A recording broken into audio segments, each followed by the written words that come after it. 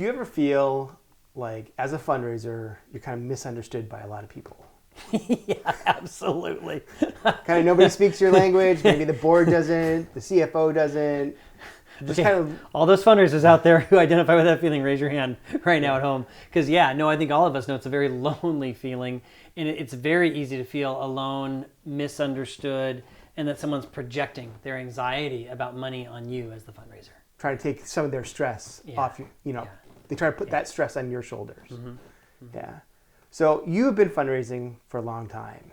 We've talked about different things, different ways that you've been able to kind of navigate communication, with people and kind of manage the people around you as a fundraiser, so that the common goal of what you're trying to accomplish gets done easier with a lot less stress. That's right.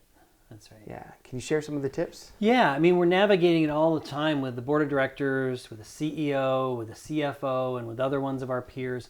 People's expectations about who we are as fundraisers. And I like to remind myself, actually, that all those other people who are not the fundraiser and they're putting the stress on me or on you, they're not fundraisers for a reason. They don't want that job, right? So they now want you to rescue them from whatever financial anxiety they kind of have. In fact, I've come to believe that the single most powerful force in fundraising is anxiety, because you'll have a board member or a treasurer or a CEO or a CFO who's anxious about something, and they rush to you like, you got to solve this right now. We have a gap. You got to solve it. That's the story they're telling themselves. It's the story they're telling themselves. And so we got to change that story and use storytelling well to both manage up and to create some new solutions, because it's definitely possible. So the first thing I do is, when someone brings me that kind of anxiety, rather than just accepting it, it's like you're lobbing me this big flaming ball of anxiety, right? Rather than my just accepting it, I want to keep it right here between us, right? Symbolically. Rather than if you said to me, we have this huge budget gap, Peter, we've got to raise this money. And rather than my accepting it and saying like, oh, okay, what are we going to do? Instead, I want to leave that right here and say, wow, that's a big ball. Like that's a big gap. We need to look at that. Okay, so you just basically kept that flaming ball right there. Right there. You didn't take it. It's like, all right, so now we're kind of... Yeah, it's like I see that number. Like I see it. I validate that that's a big gap, and I'd like to work with you on solving that. Then what do you do?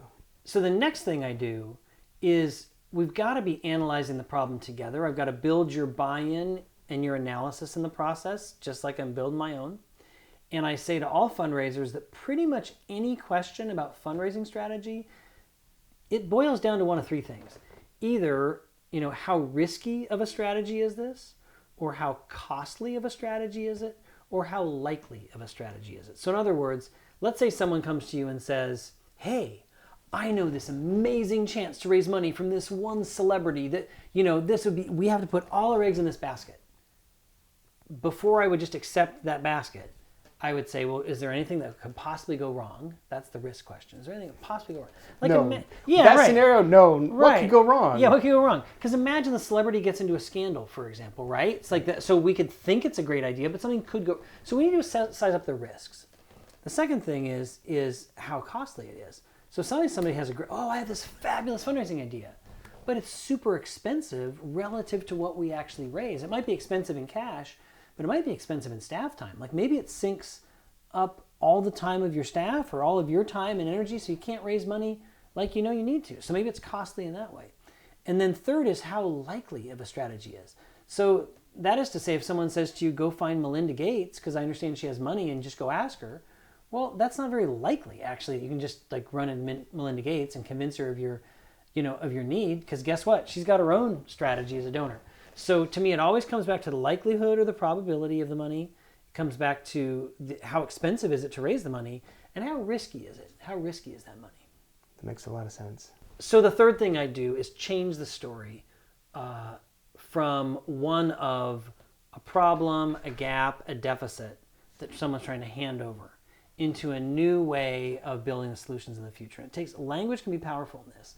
So I find often in this stage, things can become adversarial or accusatorial, or a lot of times, where we started this conversation, you asked if it's lonely as a fundraiser, right? I mean, like you're kind of feeling lonely and backed into a corner and you're not quite sure, what to do. Well, if we change the story in this way, for example, I like to use language that's not loaded.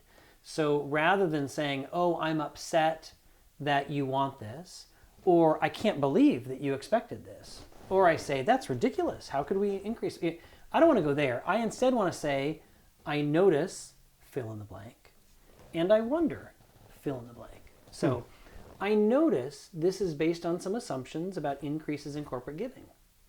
I wonder what that's based on because I haven't noticed that's really changed that much in the last year. Or I notice there's an expectation that we're going to do more online fundraising. I wonder if we've thought through the best way to do that. Or I notice we want to increase online fundraising, and I wonder if we should take a year to figure out how to optimize that. So if I notice something and wonder, I am not saying I disagree, I'm skeptical, I'm concerned, I resent you, I'm frustrated with you. I'm just saying, well, I noticed that you said that. But if I notice something, you'll know I'm not accepting it. I notice it, I see it, I hear it. I think we can all play in our own kind of individual lexicons. We can play with what the words are. But essentially, I notice this thing and it makes me wonder this thing. Now, once you wonder, people can't really be against your wondering, and they frankly can't be against your noticing. I mean, that's not going to be oppositional. So once you say, I notice this and I wonder, it allows them to start to wonder too. Oh, well, maybe this. And so that's where I want to take the conversation, whether it's with the board treasurer or the executive director or the CFO or someone who's kind of looking down their nose at you like, well, I don't know if you can actually do this. I'll just say, I notice this and I wonder about that. And I want to invite them into the story of solving the problem. So that really starts the conversation that gets the work done versus everybody being anxious about, can we actually do this? Absolutely.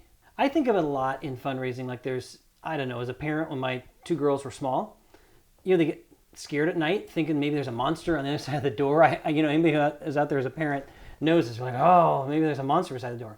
Well, if you actually open the door and look behind the door and there's no monster, takes away the anxiety, then you can go kind of nighty-night. Well, this is like that with your board members. They're like, oh, I'm afraid there's a monster. They're like, I'm afraid of a fundraising crisis.